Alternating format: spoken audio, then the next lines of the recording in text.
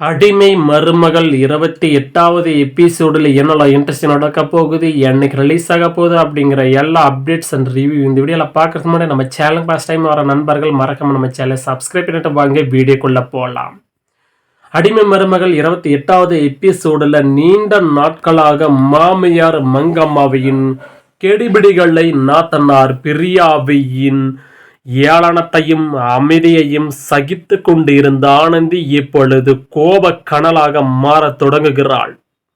அவள் பக்கத்தில் எரியும் நெருப்பை போல தன் உரிமைகளையும் சுய மரியாதையும் மீட்டெடுக்கும் உள்ளுக்குள் ஒரு மிகப்பெரிய போராட்டத்துக்கு தயாராகிவிட்டாள். ஆனால் அதை வெளியே காட்டிக்கொள்ளாமல் வாயில் விரல் வைத்து சைலண்டாக ஒரு மாஸ்டர் பிளானை தீட்டுகிறாள் ஆனந்தி. இன்னொரு பக்கம் அமைதியான நீரலை போல இருக்கும் அவளது கணவன் அருண் இரண்டு பக்கமும் சிக்கி தவிக்கிறான். ஒருபுறம் தன் பெற்றோர் மற்றும் தங்கையின் பிடிவாதம், மறுபுறம் தன் மனைவி ஆனந்திக்கு நடக்கும் அநீதி. ஆனந்தியின் இந்த திடீர் அமைதியும் மனதுக்குள் அவள் வைத்திருக்கும் ரகசிய திட்டமும் அருணுக்கும் பெரிய குழப்பத்த பயத்தையும் தருகிறது. எபிசோடின் 28 சைலண்ட் ஆட்டம். ஆனந்தி வீட்டின் சூழலை மாற்ற திட்டமிட்டு மாமியார் மருமகளிருக்கும் பெரியவருக்கும் இடையே நுட்பமான கருத்து வேறுபாடுகளை உருவாக்குகிறாள். பிரியா தன் தாயை எதிர்த்து பேச தொடங்கும் பொழுது மங்கம்மா ஆனந்தியை நோக்கி பாய்ந்து வருகிறார்.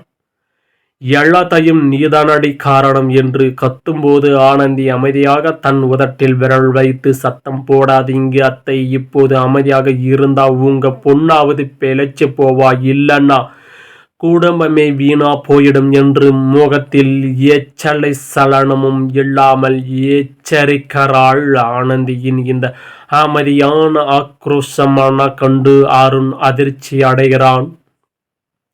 இதுவரை அடிமை மருமகளாக இருந்த ஆனந்தி இனி அதிகார மருமகளாக மாறி தன் வாழ்க்கையின் முடிவுகளை தானே தீர்மானிக்கும் விஸ்வரூபத்தை எடுக்க போவதை உணர்ந்து கதைக்களம் இந்த எபிசோடு நகர்கிறது.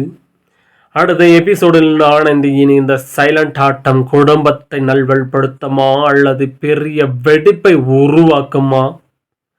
இவ்வளவு நாளா நம்ம எதிர்பார்த்து இருந்த ஆனந்தியின் விஸ்வரூப ஆனந்தியா மாறுகிறாள். நாத்தனா பேச்சையும் மாமியார் பேச்சையும் ஒவ்வொரு சொல் பேச்சுக்கும் ஒவ்வொரு வேலைக்கும் ஆனந்தி அடிபணிந்து வேலை செய்து கொண்டிருந்த ஆனந்தி இனி இதுக்கு மேல பொறுமை இருக்க முடியாது. என்ன ஆனந்தி விஸ்வரூபம் எடுத்து இனி அவங்க 2 பேரை என் கைக்குள் அடைக்க வைக்கிறேன் மாமா என்று ஆனந்தியின் மாமனார் கிட்ட சொல்கிறாள். மாமனார் சந்தோஷப்பட இனிமே நீ அதே போல் செய்யுமா என்று சப்போர்ட்டும் செய்கிறார்.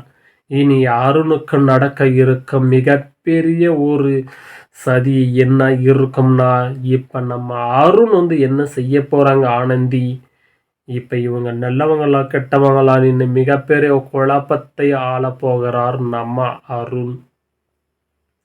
இப்ப ஆனந்தி நடிச்சிட்டு இருக்கிறது அருணுக்கு கொஞ்சம் கூட தெரியவில்லை இல்லையா? இப்பொழுது மிகப்பெரிய ஒரு சந்தேகமே எழுகிறது.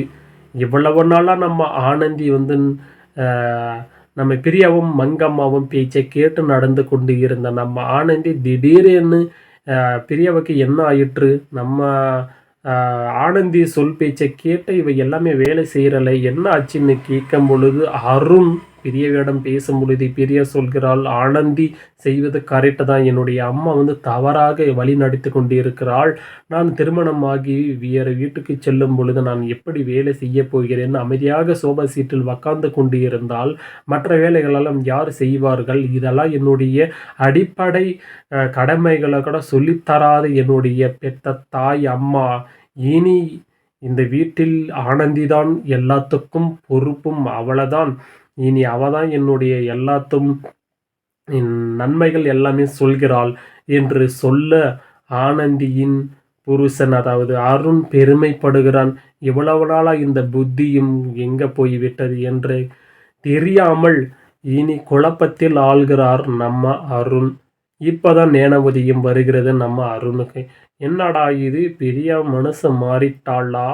இவ்வளவு நாவெல்லாம் நம்மளுடைய ஆனந்தியை தவறாக பேசியிருந்த நம்ம தங்கச்சி அதே மாதிரி நம்ம மங்கம்மா, அதாவது பெரியா, அதாவது மங்கம்மா அவங்க அம்மா, "என்னடா இது இவங்க இப்படி வந்து சண்டை வந்து போட்டுட்டு இருக்காங்க." அப்படிங்கிற மாரி ஒரு குழப்பத்துல வந்து நம்ம அருண பார்க்க முடியுது. அது மட்டும் இல்லாம ஆனந்தி இப்ப மங்கம்மா அவங்க என்ன சொன்னாலும் செய்யறாங்க. அதே மாரி பிரியா மட்டும் அவங்களுக்கு டார்கெட்டா இருக்கு ஆனந்திக்கு.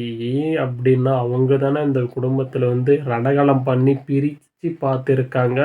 எல்லாத்துக்கும் சதி பண்றதே பிரியா தானே. மங்கம்மாவ கூட கொஞ்சம் ஓரளவுக்கு மாமியான்றதுனால அவங்க விட்டு குடுத்து போறாங்க நம்ம ஆனந்தி.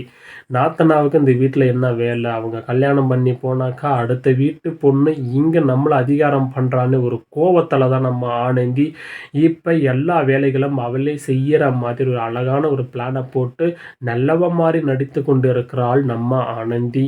ஏன்னா, எவ்வளவோ ஒரு கஷ்டப்பட்டு இப்ப நம்ம ஆனந்தி எல்லாமே அவங்க சொல்ற பேச்செல்லாம் கேட்டு எவ்வளவோ அடிமையா இருந்து, பொறுமையா இருந்து, இப்பதான் விஸ்வரூபம் எடுத்து பார்க்கும்போது காட்சிகள் கண்கொள்ளா காட்சிகளா இருக்குதா? இல்லையா? அப்படிங்கிறத மறக்காம வந்து சொல்லுங்க.